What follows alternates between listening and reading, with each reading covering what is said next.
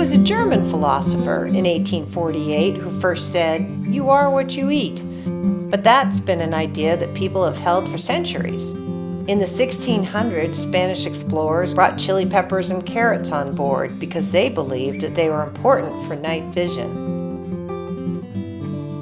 Today, we know it's the beta-carotene in those brightly colored vegetables that is indeed necessary for night vision, and scientists have identified many more foods that directly impact the health of our eyes. Join us as we use these foods in delicious, easy-to-prepare dishes. For complete recipes, nutritional breakdowns, and other resources, either click the links below this video or go to macular.org/cooking show. Now, let's eat right for our sight. Welcome to Eat Right for Your Sight. I'm Jennifer Trainer Thompson, and today's segment is dedicated to the genetic factors and lifestyle choices affecting people with macular degeneration. We have a very special guest today, Dr. Johanna Seddon, who is a professor of ophthalmology at the University of Massachusetts at Chan Medical Center. Welcome, Dr. Seddon. Well, thank you very much, Jennifer. It's really a privilege to be here to talk about healthy habits and how they can lower your risk of getting macular degeneration and other eye diseases. Dr. Seddon and I actually collaborated on Eat Right for Your Sight, the cookbook, several years ago. Dr. Seddon is a pioneer in the field of epidemiology in ophthalmology. She's also a pioneer in the studies of genetics involving macular degeneration, and her research informs all of the ways that doctors suggest to reduce the risk and progression of age-related macular degeneration. So we'll be cooking today, but we also have a lot to learn from this amazing woman. So we're going to be cooking broiled salmon on a bed of spinach with a balsamic peppered strawberry topping first. So I'm going to start chopping, and maybe you can tell me a little bit about the risk factors, those that we can control and those that we can't control involving macular degeneration. Unhealthy habits are the risk factors, and the healthy habits can reduce your risk of getting macular degeneration and other eye diseases. And those healthy habits include eating right, hence eat right for your sight, and also not smoking, getting exercise, maintaining a healthy weight, maintaining a good blood pressure, cholesterol levels, sort of the risk factors you hear about for heart disease. This is something that you've been involved in for a long time and have advocated for a long time. And it was really in your childhood, correct, that you first started learning about that and the importance? Yes. When I was growing up, my father had a book called You Are What You Eat in our household. And we were very conscious about eating right. There was a theory about antioxidants and eye disease. So I carried forward that interest as I went on in my career in medical school, got a degree in epidemiology from the Harvard School of Public Health, and there was a lot of interest in prevention for diseases like heart disease and cancer, but nothing about eye disease. So as an ophthalmologist, and the first ophthalmologist to get a degree in epidemiology at that school, I then applied that when I began my own clinical practice at Harvard. We have 2 cups of diced strawberries, and we're going to add a little bit of balsamic vinegar. And can you tell me a little bit about the nutritional value of strawberries and why, the really colorful fruits are important to have in your diet? Colorful fruits and vegetables have carotenoids, including lutein and zeaxanthin, and spinach that we're preparing today as well has very high content of lutein and zeaxanthin. These are carotenoids or pigments that are actually in our macula. So a carotenoid is a pigment? Is that what it is? They're nutrients and pigments that are naturally occurring in certain parts of the body. And for example, the macula contains high content of lutein and zeaxanthin.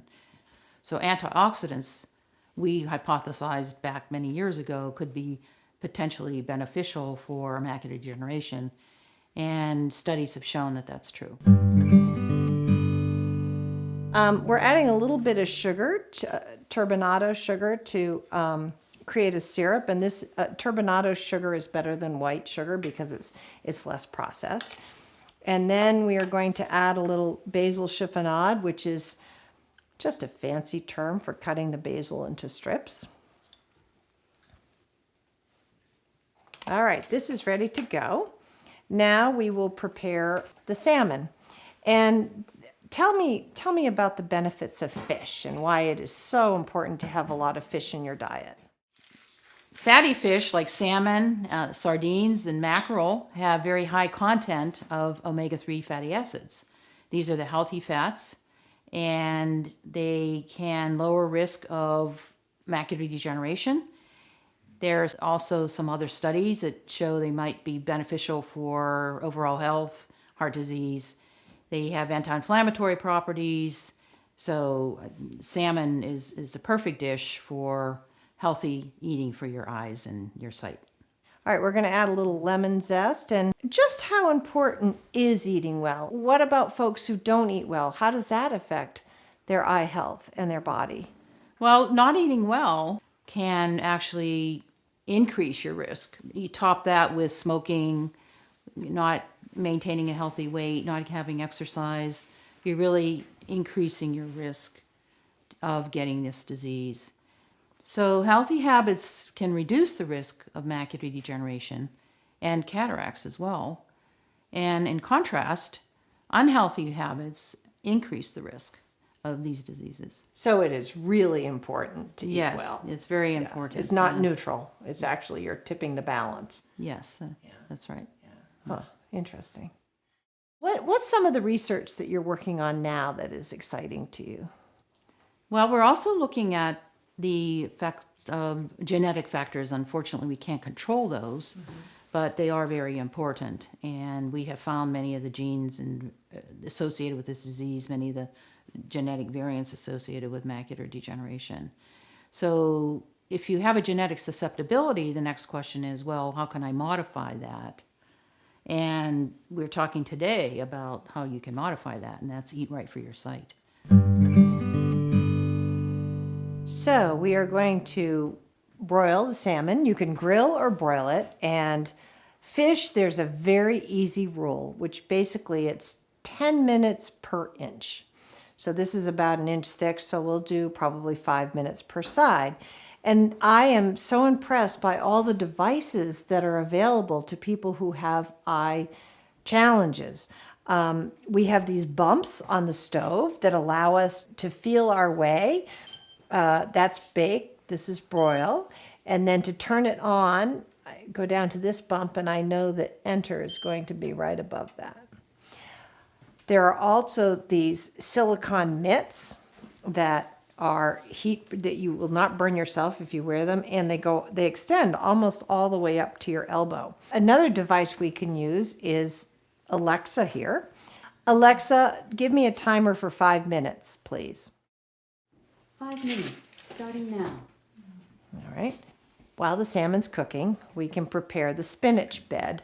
Now, there's a beauty of steaming spinach that all you need is the water from rinsing it. So I'm going to rinse the spinach, and maybe you can talk a little bit about the nutritional value of spinach to those with macular degeneration.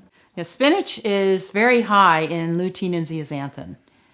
These are the carotenoids that are very healthy for your macula. And in fact, the macula has lutein and zeaxanthin in its structure. So we found in 1994 that individuals who had a high content of lutein and zeaxanthin in their diet had a lower risk of macular degeneration. And those who had a low content of this type of food in their diet had a higher risk of macular degeneration. And subsequently, many, many studies have confirmed that association. So it's really a good food for your eyes. If you were going on a voyage and you had certain foods that you absolutely had to put in your galley kitchen, what are really, 5 to 10 critical things like spinach or kale that you would make sure you had in your diet every week? Well, certainly the green leafy vegetables, as we discussed, and the fruits and vegetables that are high in antioxidants, like the strawberries we're talking about, and all the others, citrus fruits, and vegetables in general, fruits and vegetables in general. And then a couple times a week, fish, preferably the fatty fish, and salmon, for example, or sardines, mackerel. And some of the other fish have lower content of omega-3s, but they're also healthy foods. So definitely would include those. And the olive oil. Nuts are also helpful. Any And, particular kinds of nuts? Yeah, the walnuts actually have a type of a fatty acid that is also healthy for you. And so walnuts are good food. And the Mediterranean diet, as a matter of fact, we have found is beneficial. So what is in the Mediterranean diet? It's the vegetables, the fruit, the high fish, low content of fatty meats, and the nuts, and some legumes or beans, and other kinds of fiber. Then this comprises the basics of Mediterranean diet, which is helpful. I love a So, Mediterranean diet. yeah. Do you eat meat? Yes, I do, in moderation. So I think that's fine, and combining some poultry and meat and fish every week, and not having the same thing every night is, I think, the way that we could approach it. So it's not so onerous to say that you can't have this or this or that, but everything in moderation. I think that's important. You don't want to feel deprived. Right. Yeah. Here's Alexa. Alexa, turn off the timer, and we'll flip the fish. We have these silicone guards too, these bright red guards, so that you can feel the edge of the racks. Alexa, time 5 minutes, please. 5 minutes, starting now.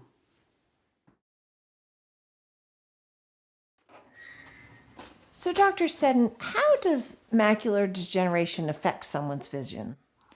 Well, it affects the macula, which is the central part of the retina. The retina lines the back of the eye like the film in a camera, and the macula is the very center. So if you get advanced macular degeneration, it affects your straight ahead, clear vision, and it can lead to blurriness, distortion, and it essentially can render an individual unable to read, write, drive a car, watch TV. So it really seriously affects activities of daily living. But it does affect the straight ahead vision, not the side vision. So your peripheral vision is still intact. The peripheral vision is intact, but that peripheral vision isn't as crisp and clear vision as the central vision is. Okay, it's time to eat. Looks good. Thank you. This is making me think that this meal is more important than ever. Part of your work is seeing patients in your clinic. That must be very hard to talk to people about these huge challenges. When I see patients with macular degeneration, I recommend all these healthy foods that we're talking about and all the healthy habits, not smoking and exercising and keeping a normal weight. And, I want to make sure that they can do whatever they can for themselves, because we can't stop aging, right? And we can't change our genes. So we can do some of these behaviors and adhere to some of these healthy behaviors. So that's extremely important, because that's really the one thing they can change and help to reduce the likelihood of visual loss as they get older. And when you see patients, I understand that there are some supplements that they take as it advances. There was a large randomized clinical trial that demonstrated that supplements containing these antioxidants and lutein and zeaxanthin that we found early on in the 90s that were beneficial in the foods. Subsequently, a trial was done to look at these carotenoids in vitamin supplement pills. So now there are eye vitamins on the market and have been approved and recommended to consume, to take by patients with macular degeneration. So the patients with early or intermediate macular degeneration should take these eye supplements and also adhere to all these healthy habits that we're talking about today. So they're both important. But the individuals who don't have macular degeneration, I think the food is beneficial above and beyond, taking any vitamins right now, because it's not known that those vitamins will prevent the disease. It's only meant for people who already have the disease. Interesting. So we have a bed of spinach, steamed spinach. We're going to add salmon, about 4 ounces per serving. And then the peppered strawberries.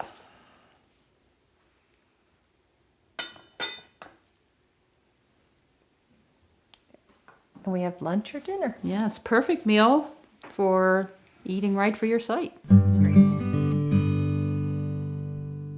Next, we're going to cook the confetti corn, and then we will have a meal that provides salmon, spinach, peppered strawberries, and corn, which is really a full body diet for those who are looking for eye health. This is a recipe from Ina Garten, and one of the fun aspects of our cookbook together was that a lot of famous chefs contributed, including Ina. So why don't we trade places, and you can take the lead on this recipe. All right. Yeah. So if you want to put about 2 tablespoons of olive oil in the pan, and I will turn it on. And as you know, I tend to wing it, so Yes. perfect. Okay. And once that heats up, we'll add some chopped red onion and peppers.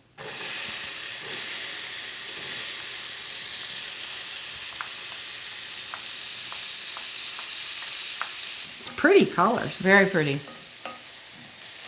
That's another message. The more colorful your plate, the more nutrients you have in general. You want a rainbow effect. That's right. All right, we have 4 cups of corn.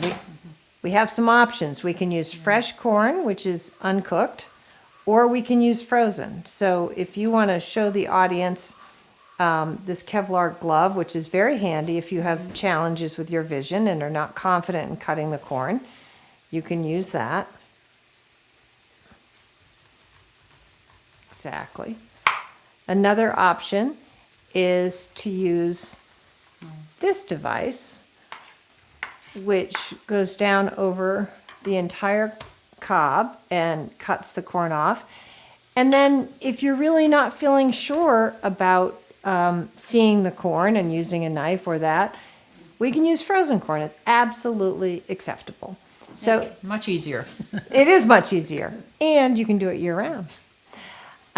So if you want to put the 4 cups of corn in, at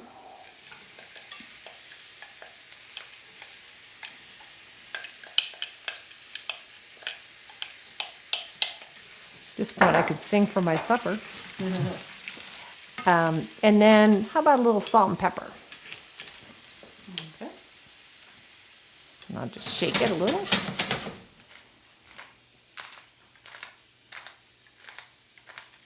Perfect. A little bit of salt, not too much. Yep. All right. So if you just keep stirring, that'll be ready in about 5 minutes. You mentioned earlier that there is a story about the plague, a hypothesis, which I found absolutely fascinating. Yes, there is a hypothesis that the genetic variants that are associated with macular degeneration might have protected individuals from the plague and other scourges of the past. And these are the individuals who were selected to survive because they had these particular variants. And these are the same variants now that are leading to an increased risk of macular degeneration.